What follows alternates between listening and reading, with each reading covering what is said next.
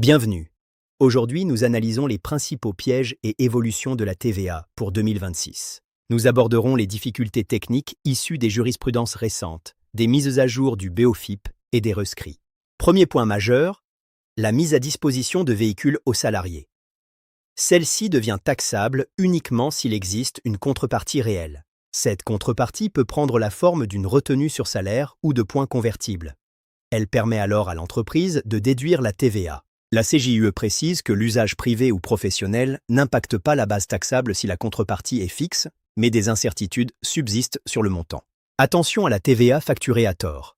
Toute taxe mentionnée sur une facture est due par l'émetteur, mais elle n'est pas déductible pour le client. Pour régulariser, une facture rectificative est indispensable. Le BOFIP assouplit la condition de bonne foi, contrairement au Conseil d'État. Le secteur immobilier comporte de nombreux pièges, à commencer par la para-hôtellerie.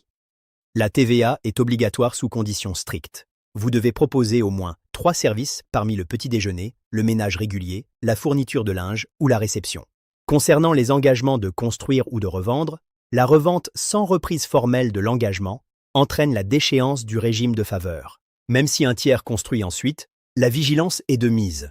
La force majeure est admise par l'administration, mais reste extrêmement rare.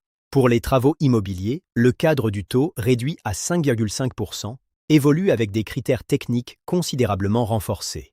L'ancienne attestation est supprimée au profit d'une simple certification apposée directement sur le devis ou la facture. Les indemnités de résiliation demandent une analyse au cas par cas pour vérifier l'existence d'une prestation individualisable. Notez l'incompatibilité entre le régime de la marge et le taux réduit pour les œuvres d'art.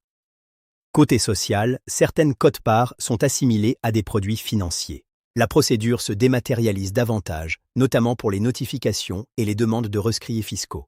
Les opérations financières appliquent désormais la théorie des offres composites. L'établissement stable exige des moyens humains et techniques autonomes. Pour les prestations virtuelles, les nouvelles règles taxent au lieu du preneur. Par ailleurs, une hausse des DMTO jusqu'à 5% est possible. Les ajustements de prix de transfert peuvent constituer des prestations taxables. Enfin, préparez-vous pour la facturation électronique en 2026. En résumé, surveillez de près les véhicules, la TVA facturée à tort, l'immobilier et les indemnités. N'oubliez pas les opérations financières, les prix de transfert et les nouvelles mentions obligatoires de facturation. La jurisprudence et le BOFIP évoluent vite. Une analyse fine au cas par cas est indispensable pour sécuriser vos opérations. Présenté par FA Consulting. Contactez-nous pour un suivi personnalisé en Île-de-France. À bientôt.